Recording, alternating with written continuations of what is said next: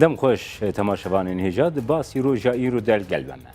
اپراسیون عفرینه کت روژا خوی 14 همین. کشتنا سیویلان و بیریزی همبر ترمین مروان بونه بابتک سرکیا پلاتفورم ناونتوی و رایا گشتی. اف اپراسیون هر دیچه آلوستر دبه و وکی اپراسیونک دیجی کرجی دی نرخاندن. لگل میوانی باسی روژه ایرو استودیا میانه وندی اندام کمیته پیوندی اندروی انکسی ابراهیم برو ام دی بابتین گریدای اپراسیون عفرین شروع بک. کک ابراهیم بخیر بی روژا 14 همین آوای اپراسیونی حتی نها بسدین قربانیین سیویل ایگول عفرینی هات ندان و ناوی اپراسیونی جوکا شاخی زیتونی هات بناف کرن از نرخاندنات بکر. ایوار باش ایما جبری اپراسیون دست پی بکی بحشت مها بنه مها پر جارا مدگو مترسیک مزن سر باجار عفرینی هایی سر قلق عفرینی هایی دوی ام دکاربن چاره سری که ببینن او مترسی نب شرک نب او نب لی ام دزانن يعني تشتك إما جالية لسر عرضي دستي ما تنبو ام وك انجمان تاني نارين قوي سياسي مدا ما تقول بازار سرچه دبن او دبن يعني ياوي تركيا تيكوي ياوي رژيم تيكوي يان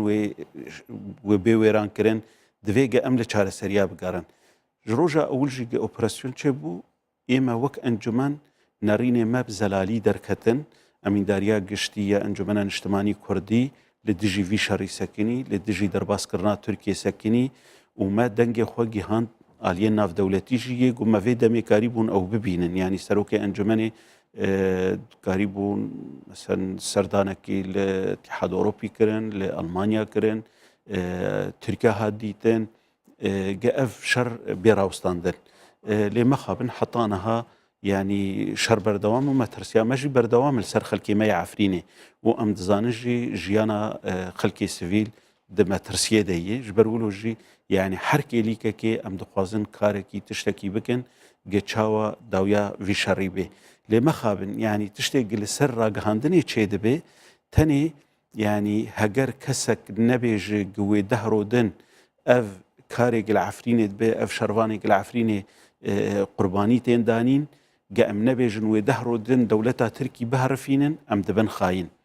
يعني جاليه بروباغندا جبهيدي وبكاكي لدجي انجماني هات دس نشان كركو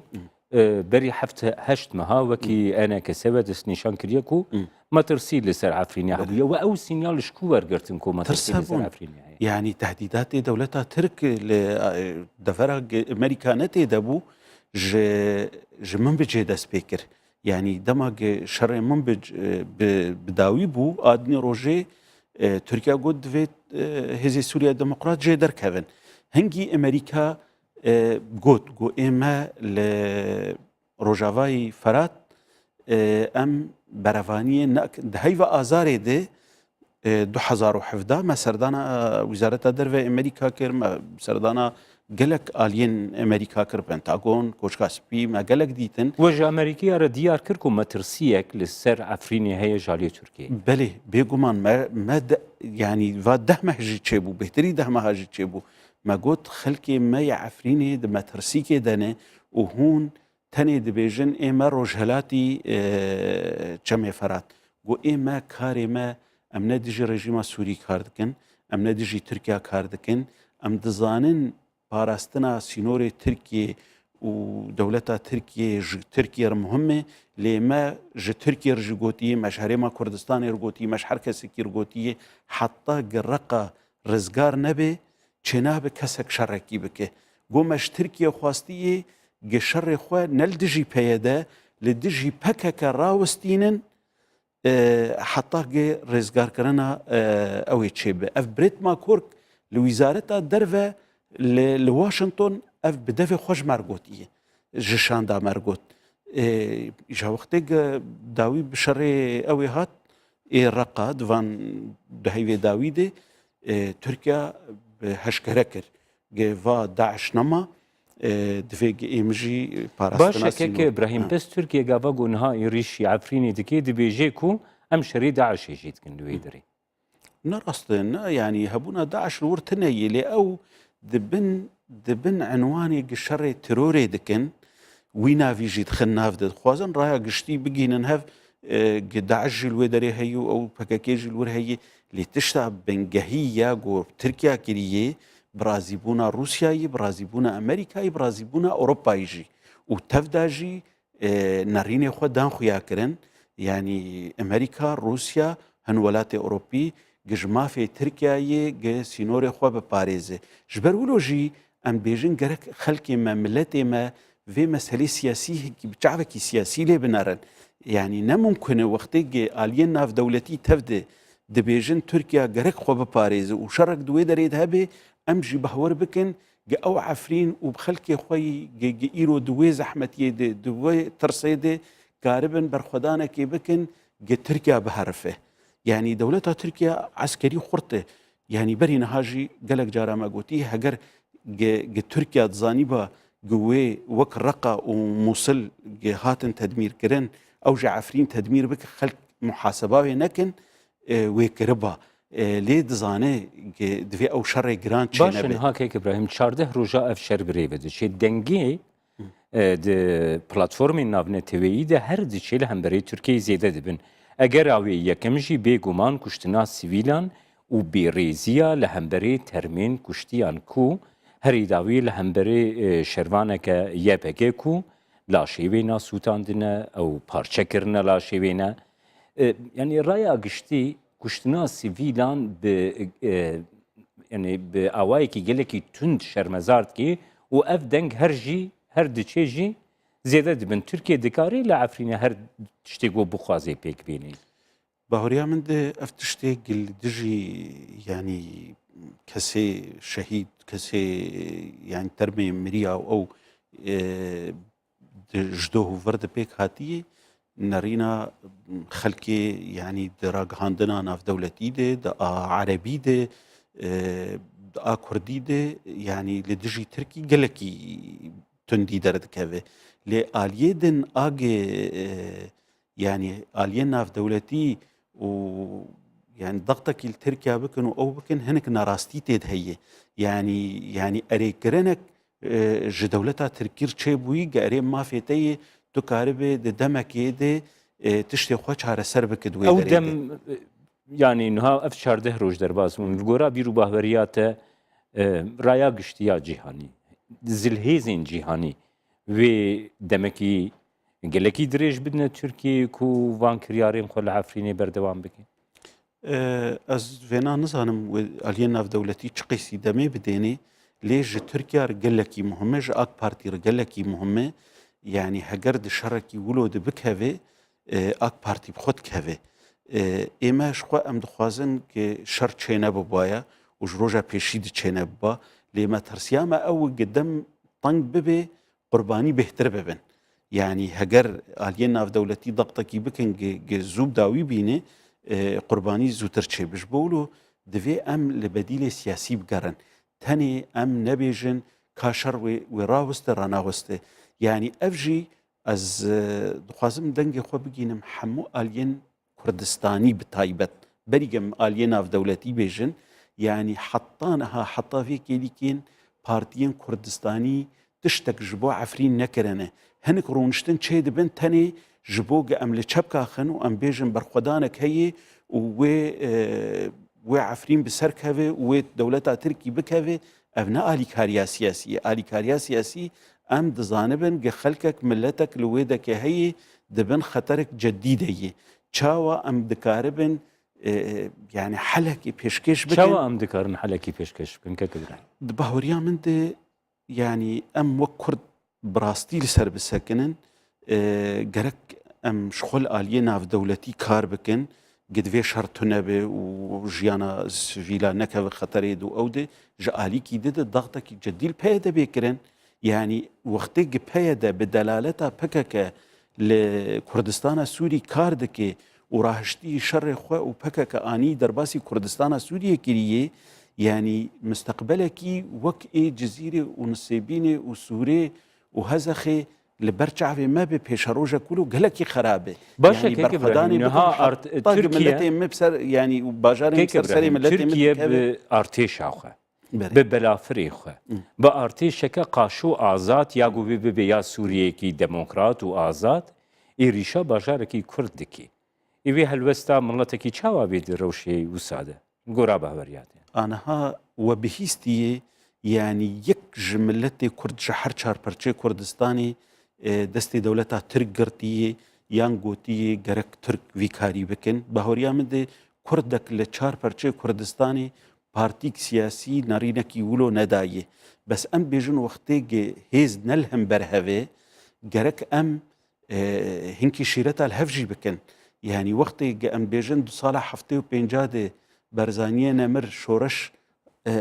راوستان جبرگ فهم کر وقت اتفاق جزائر چه بو و آلیکاری لسر شورش هات سکناندن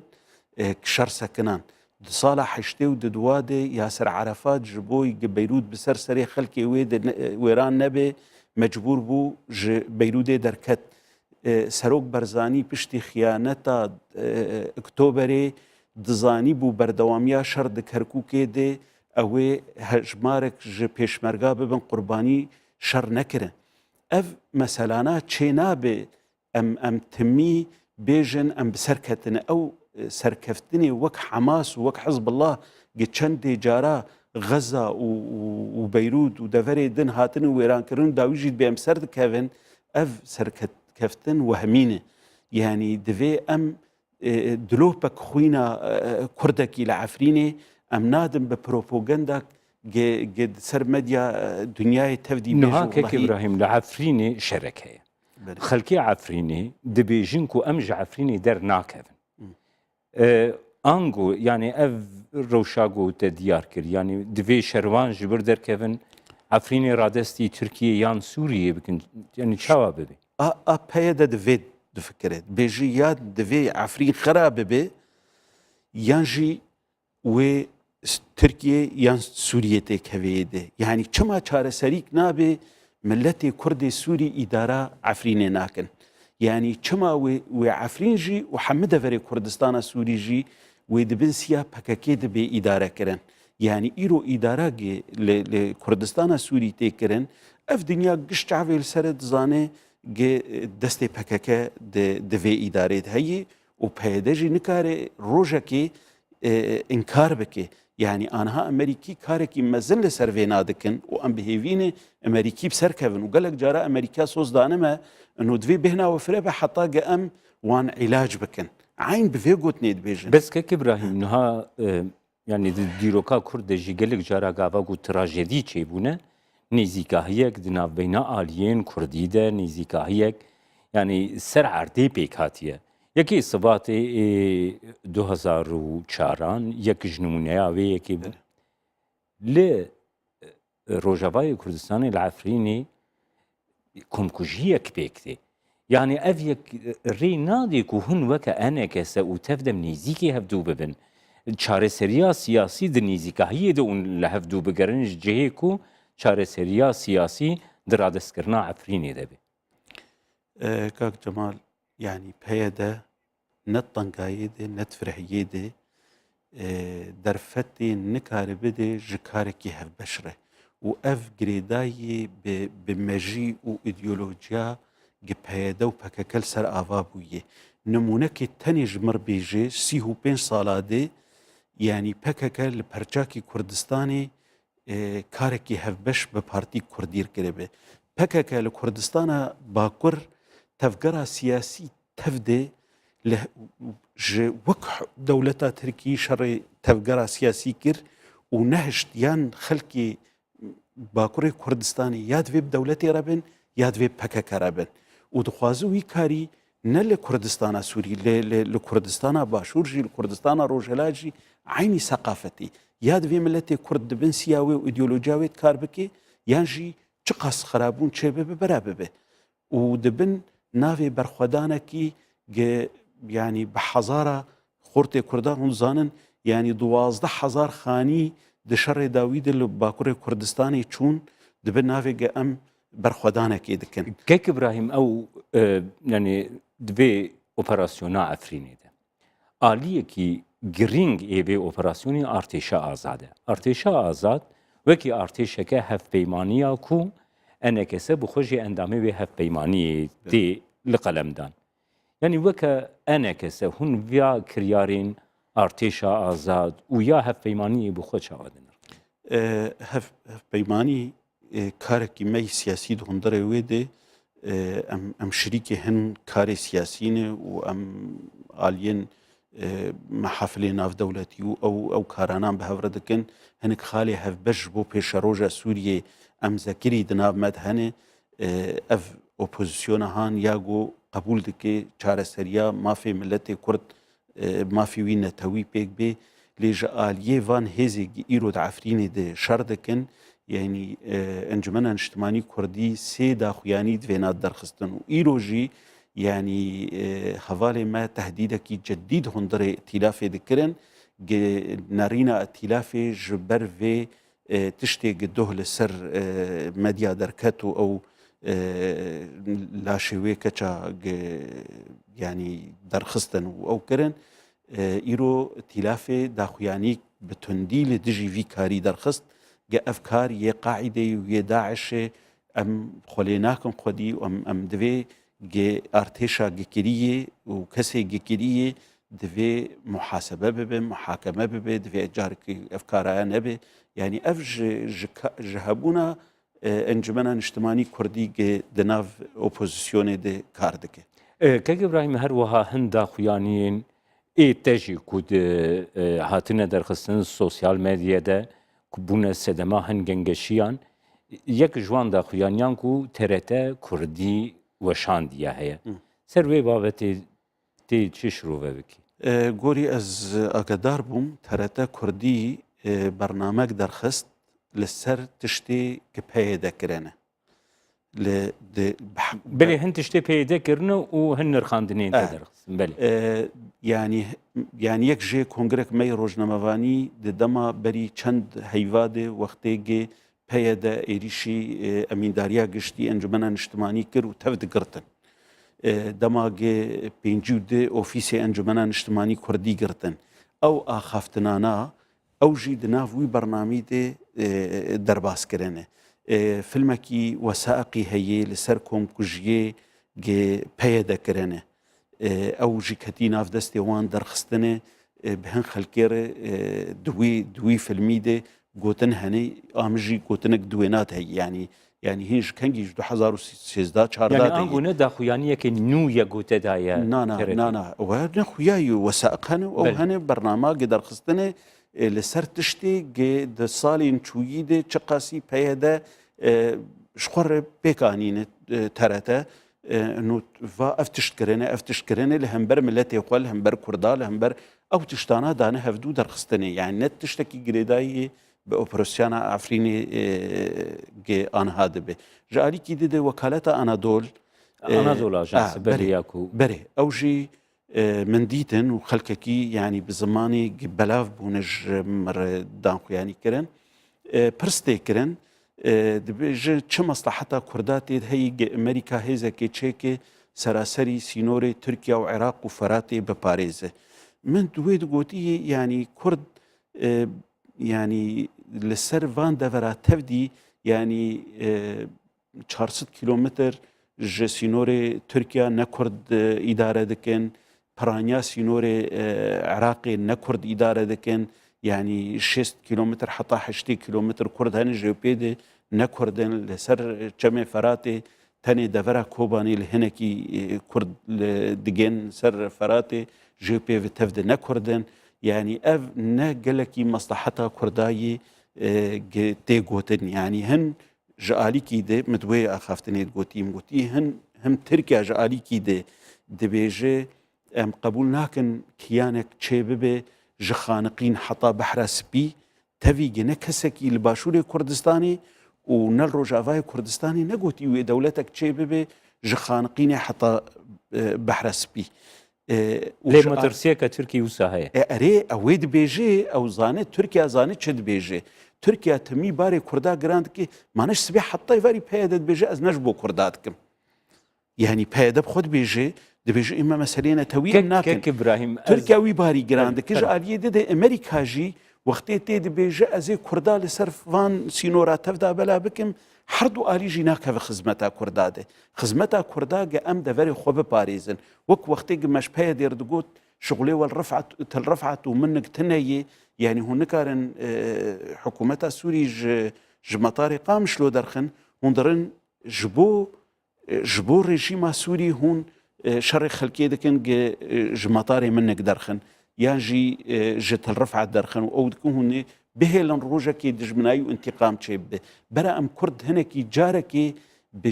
bi ceraet bêjin, bi heqîqet bêjin wextê gid 5 sala dê me digot wê ev karana piranî li serê me bibin bele û wê xelk întiqamê ji me bikin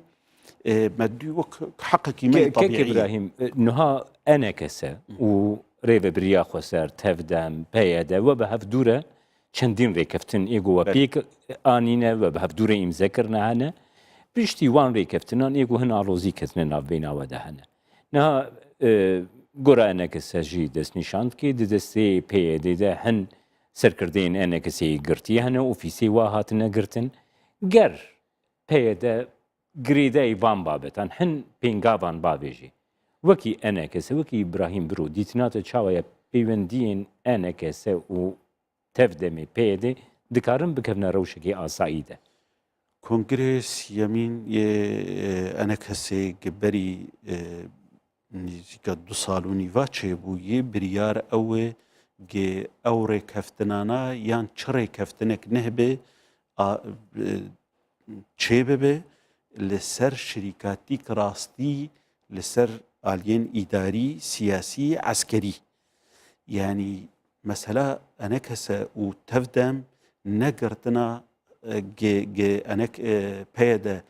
4 کسا برده و ده دگره و هر جاری یعنی هشتی خلاف اوی به انا کسره کانو جبر گرتیات هنیه شخوبنا حقیق و ظلمه که حتی آنها يعني إيه وك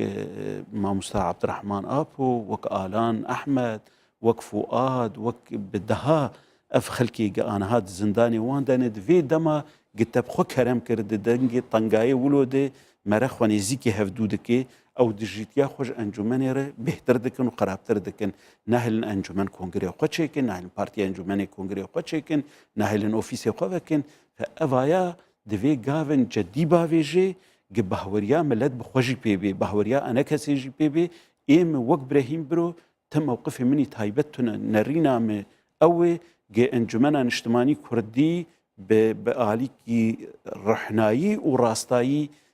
دستي خو دابو بيدا وحطانا هاجي بزلالي بيجي جرك بيدا الخوفغره وكارب برجواندية ملتي كرد بده برجعه خو نه اجنده خلقي تنفيذ بك وتني بروباغندا كي تشي بك جوي بيفل كردستان سوري تنه وتفجرك سياسي عمري 6 ساله كارو خبات لكردستان سوري كليه كك ابراهيم كونغريا سوچيا كو تشيبوي بري چندين روجال روسيا انا كسجي تي دبشداري نكر سدمان بشداريا وتشبو نبشداريا ما يما ده جاليكي ده ما ناريني خود قلت هجر متحدة حاضر ببه ومخرجات او رشبلكا قداوية دركبه هنكي رولا ماتيت هبه امي بشدار ببن لي مخابن وخواندن جبني دجمرنا هات يعني امنهات وخواندن جاجبر ولوجي يعني انجمن هنكي ناريناوي تأخير بول سر چونو نچوني و خواندن هات بایا بلکی مثلا انجمنی گوت بایا ولاد رشپلکی ده تعدیلات چه بونیانه بونه لی راستی امنه هاتم و خواندن از تیم پرساخوی داوی که ابراهیم سروکمار ترکیه گوت جسدی 55 خلکی گول عفرینی دشن عربن و اف اپراسیونا گو ام دکن اپراسیونه که جبوی ویکو ام عفرینی تسلیمی عفرینیان بکن شروعات السروية كيتشي عفرين بتايبت جهرمي كردي بسينوري خوي إداري يك دولة سوري دانينه جسدي نوتو بينش كردن ونا اوبراسيونك ونا بنابريك نكار الراستي وحقيقة عفرين بكره وعفرين باجاركي كردية هن بيكاتيه دن ديروكي دناف كرداد جيانا خودكن ئەو تشتێکی نۆرمالت دنیای تەفدید ولۆیە وەس بەهوەرم چ قاسی یعنی گوهرتنا دیموغرافی چێ ببێ داوی دەڤەرا کوردی دمینە کوردی. بله سپاس براهیم برو ئەندامێ کمیتەیە پەیوەندیên derveyê enekesek got mêvanê me. سپاس. تماشەوانên hêjam hatin dawiya basî rojayî ro heta bernameyek dina basî roj.